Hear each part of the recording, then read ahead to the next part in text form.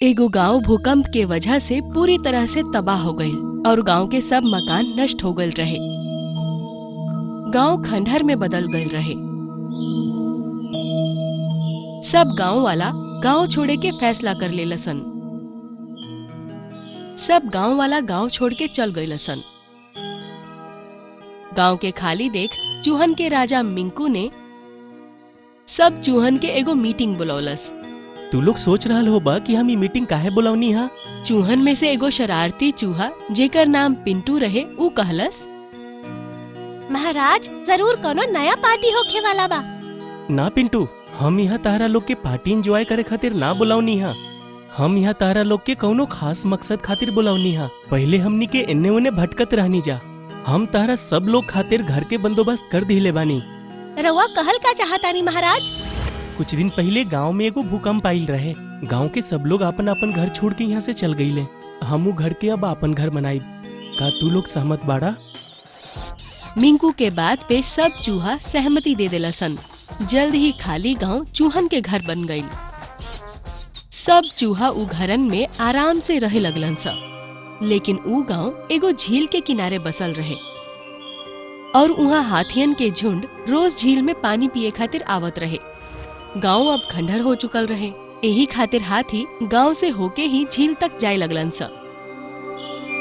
जब हाथी झील के तरफ जात रहन स तब रोज रोज ओकनी के पैर के नीचे सैकड़ों चूहा कुचले लगलन स। ई बात से सब डरा गईलन स। पिंटू अपना दोस्त चिंकी जौन की एगो प्यारा सा चिड़िया रहे ओकरा से अपन दुखड़ा रोवत रहे। चिंकी, हमनी के महाराज के आदेश तो मान लेनी जा, लेकिन हाथियन के आतंक तो बढ़त ही जाता। भला हाथी और तहनी के का संबंध? हाथी तो बहुत बड़ होखेलन सा। अरे तो समझ लो ना चिंकी, पहले हाथियन के झुंड पानी पिए खातिर जंगल से होके गुजरत रहे, लेकिन अब हमनी के घरन से होके गुजरेलन सा। रोज कोनो ना कोनो ओकनी के पैर के नीचे आ जाला। हमरा तो अब बाहर निकले से भी डर लागे लागल। अरे बुद्धू, वो घर पहले इंसानन के रहे, वो चल गईलन सा और अब वो घर खंडहर बन गईल बा। यही खातिर हाथियन की अब शॉर्टकट रास्ता मिल गईल बा। लेकिन चिंकी, ऐसे तो हमने के खत्म हो जाइम जा। तोहनी लोग के अपन राजा से बात करे के चाहिए। तो ठीक कहा तारू चिंकी। पिंटू ई समस्या सब चूहन के सामने रखलस। बात राजा मिंकू तक पहुंच गईल। मिंकू ई बात के बहुत गंभीरता से लेलस। काफी सोच विचार के बाद मिंकू हाथियन के राजा एलिफेंटा से मिल के समस्या बतावे के निर्णय लेलस। अगला दिन मिंकू खुद ही हाथियन के राजा एलिफेंटा से मिललस और कहलस, हमनी के खंडहर भइलू गांव में रही ले जा, और हर बार जब आप लोग यहाँ से होके गुजरी ले तब हाथियन के पैर के नीचे आके सैकड़ों चूहा कुचल जाले। हमारा आप सबसे विनती बा कि आप लोग रास्ता बदल दीजिए जा। हाथियन के राजा जोर जोर से हंसे लागल और फिर अचानक क्रोधित हो गईल। वो गुस्सा में कहलस, तोहनी के इतना हिम्मत, तू हमनी के आदेश दे रहल बारे कि हमनी के रास्ता बदल दी? ना एलिफेंटा जी, हम कौनो आदेश नहीं देवत, बल्कि तो आपसे विनती कर रहल बानी। एलिफेंटा गुस्सा से चिल्ला के कहलस, चुप रह। अब अगर एक भी शब्द अपना जुबान से निकल ले तो तोहके अभी यही जापन पैर से कुचल दे। अब हमनी के इतना बुरा दिन आ गईल कि हमनी के तहनी जैसन कीड़ा मकोड़ा खातिर रास्ता बदल दी जा।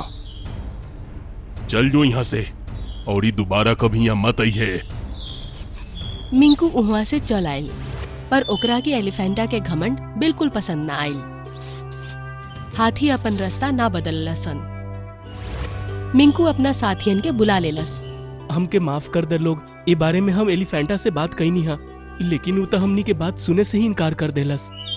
कौनो बात ना, रउआ हमनी के राजा हैं। रउआ जौन आदेश दे हमनी के वो मानम जा। हमनी के अब एजा से जाए के अलावा दूसर कौनो रास्ता नहीं है। सब चूहा निराश मन से आपन आपन घर के छोड़ के चल गईलसन। मगर कुछ महीना बाद जंगल में कुछ बहुत बड़ा शिकारी अइलसन। वो अपन मजबूत जाल से सब हाथियन के पकड़ लेलसन।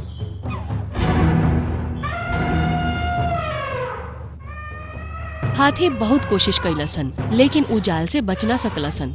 शिकारियन के चंगुल में हाथियन के राजा एलिफेंटा भी पकड़ल गईल। इत्तेफाक से वहाँ चिंकी पेड़ पर मौजूद रहे।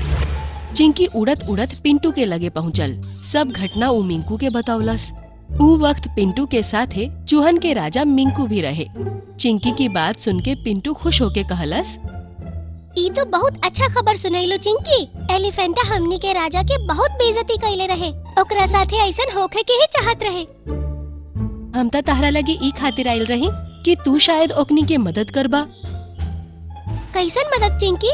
हमनी के भी एलिफेंटा के मदद मांगे गइल रही जा, मगर एलिफेंटा हमनी के ना सुनलस। ओकर वजह से हमनी के अपन घर छोड़े के पड़ल। हमनी के ओकनी के मदद काहे करी जा? पिंटू के बाद चूहन के राजा मिंकू सुनत रहे। ऊ कहलस, ना पिंटू, ऐसा ना कहे के। अगर एलिफेंटा हमनी के मदद ना कैलस त एकर मतलब ई ना कि हमनियों के ओकर मदद ना करब। रउआ ई का बात करतानी? रउआ अच्छी तरह जानतानी कि ओकर वजह से हमनी के अपन घर छोड़े के पड़ल। वो आपके कितना इंसल्ट कइले रहे। हाँ, हम जानत तानी पिंटू, लेकिन हमनी के उनका जैसा ना बनब। हमनी के दयावान बने के चाही। पिंटू, ई मत भूला, इस सारा जंगल हम सब जानवरन के बा। एक दूसरा के मदद कईल हम सबके फर्ज बा। जा अपन साथी के इकट्ठा करा, हमनी के वो हाथी के बचाइब जा, ना तो शिकारी वो हाथियन के ले जाके सर्कस के गुलाम बना ली है। मिंकू तुरंत अपन साथियन के इकट्ठा कैलस और वो एलिफेंटा और ओकर साथियन के लगे पहुँच गइलसन। देखत ही देखत उ सब हाथियन के जाल के अपन दांत से काट देलसन और हाथी शिकारियन से बच के भाग गइलसन। एलिफेंटा के अपन भूल के एहसास भइल। उ बहुत शर्मिंदगी से मिंकू से कहलस, हमके माफ कर दा मिंकू। हम तो के छोटा समझ के मजाक उड़ावले रही, तार बेइज्जती कईनी। आज हमरा ई बात के एहसास भइल कि हमनी के चाहे कितना भी बड़ा काहे ना हो जाई, लेकिन हमनी के कभी भी सामने वाला के छोटा ना समझे के चाही। हमनी के हमेशा दयावान बने के चाही और सबके एक दूसरा के मदद खातिर तैयार रहे के चाही। तहार बहुत बहुत शुक्रिया मिंकू। आज तहरा वजह से हमरा एक बहुत बड़ा सीख मिलल। हम सब लोग के दयावान बने के चाही, तभी हमनी के जंगल सुरक्षित रह पाई। ई घटना के बाद मिंकू और एलिफेंटा बहुत गहरा दोस्त बन गइलसन।